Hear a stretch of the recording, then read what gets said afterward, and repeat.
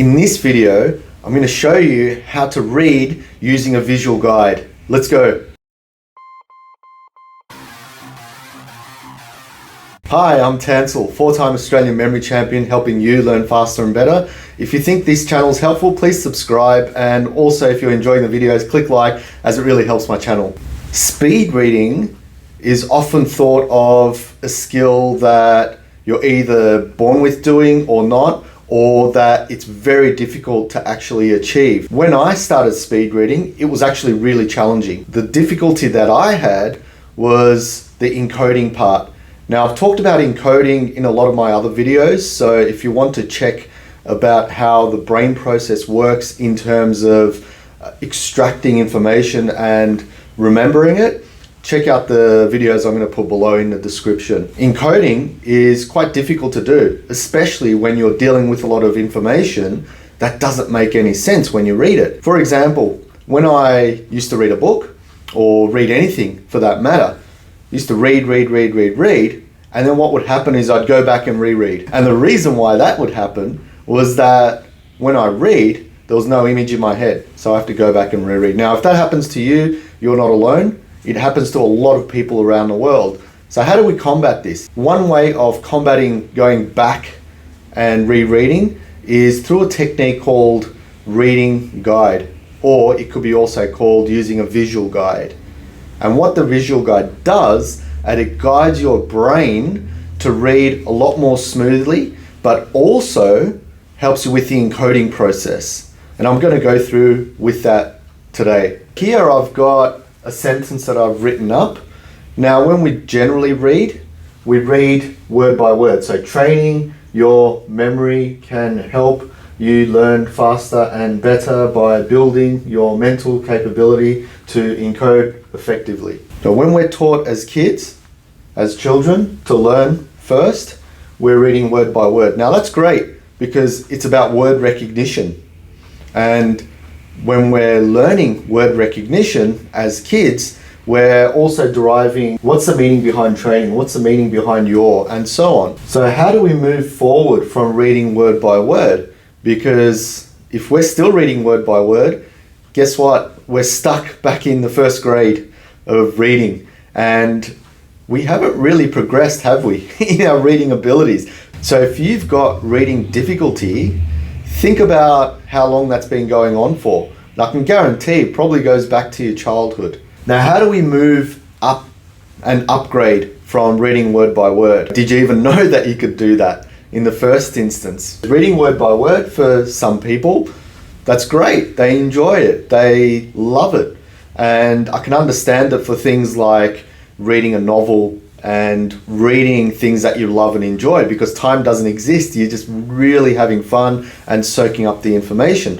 But how about stuff that's technical? How about things that you have to read, like for studies? Or how about if you're really wanting to acquire knowledge that you want, but you just don't have the time? All of us have time. We have to obviously make use of it and manage our time better. But if you're just really slow at reading and it's halting you down, these methods that I'm going to show you in a multiple video series in the speed reading will definitely help you to not just read a lot faster, but understand, because that's the reason why we're reading in the first instance, not just to read quickly and not just to finish a book. The whole goal is to understand from that information and then use it out there in the real world so that we can have an impact, or so that we can help ourselves, and so on. So whatever your reason, that's what we want out of reading. We want to be able to grab that information and make something of it. And I've given previous examples of, imagine having all this money on the table, right? Maybe there's millions of dollars on the table, if you can imagine that, but it's just sitting there doing nothing. What use is having all that money on the table? We're not doing anything with it, so it's useless. So it's the same thing with all this knowledge and speed reading. You can have all that knowledge, you could be really smart, you can be highly intellectual, but what are you actually doing with it? Do you see what I mean? So with speed reading, what you want to be able to do is you want to be able to learn a way to effectively read, and so on. So here we go. If we want to move up from word by word, what we can do is use a visual guide. Now, how do you do that? And a visual guide is really easy. Some people I know, what they do is they read with their finger. Now, I don't know about you, but when I was reading with my finger when I was a little kid, my teachers would tell me off and say, no, don't read with your finger. You'd be classed as silly if you did that. Now, what we're trying to do is we're trying to say, read with your finger. Read with your finger, even a pen. So what you're doing is you're grabbing your finger and you're reading underneath the words like that. Right? So training your memory can help you learn faster and better by building your mental capability to encode effectively. Obviously, I'm reading that inside my head, and that's a thing called subvocalization. Now, a lot of people, if not everyone almost in the world, does that. For the people that don't subvocalize, they pretty much read just by looking at this. Right? Now, you can get to that level, and I have done it myself, not very effectively though, which is why I probably don't teach it. But you still can read inside your head. It's just that when you use a guide, it actually guides you not just for the words, but it guides you from the flow of what's going on, and that's important. It's guiding you through the understanding of what's written there. So let's go through again. So training a memory can help. Now, if we look at that, that's just sort of one image that comes into my head. I think of, okay, training a memory can help. Okay, that's one little thing that I see. Then it's like, okay, help you learn faster and better. Okay, so I've got the image of learning faster and better by building mental capability to encode effectively. So really there's three things going on in this sentence, right? Training a memory can help you learn faster and better by doing such and such. See what I mean? So instead of trying to really read every single word, so we got how many words? 1, 2, 3, 4, 5, 6, 7, 8, 10, 11, 12, 13, 14, 15, 16, 17, 18 words. Let's say it takes you a second to read a word. Now, I know it's less than that, but let's just say for argument's sake, it takes a second. That whole thing will take 18 seconds to read. Now, if we were to read it image by image, right? There's one image there, training memory can help, the faster and better, and this bit here, it could take 3 seconds.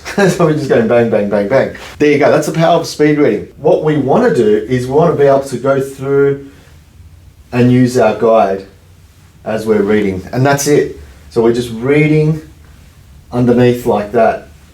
Now, depending on your reading ability, you can either go really slow or really fast. There are downfalls, right? 2 big downfalls of the visual guide.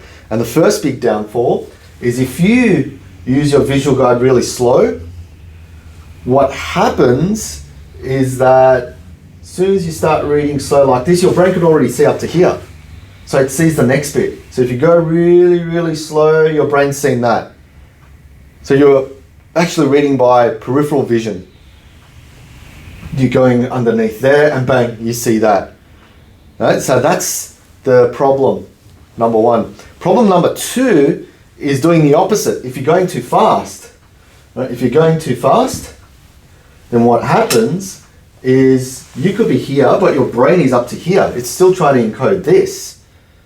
Okay, so that's the difficulty with this technique. So there's 2 problems, going really slow and going really fast. So when I was taught, I didn't know about these things. So when I started speed reading a lot of books and practicing this skill, I wasn't really getting anywhere because I was either going too fast or slow and it wasn't working. Now, lucky for me, I had the time while I was recovering from a hospital to practice a lot. So I was in my own personal lockdown, which really did help. Otherwise, I would have probably given up. It's a challenge to get right. For yourselves, what you can do is, I always recommend this to start off with training for visual guide, is going fast and then go slow, go fast and slow until you can find some sort of speed to make it comfortable for you as you're reading.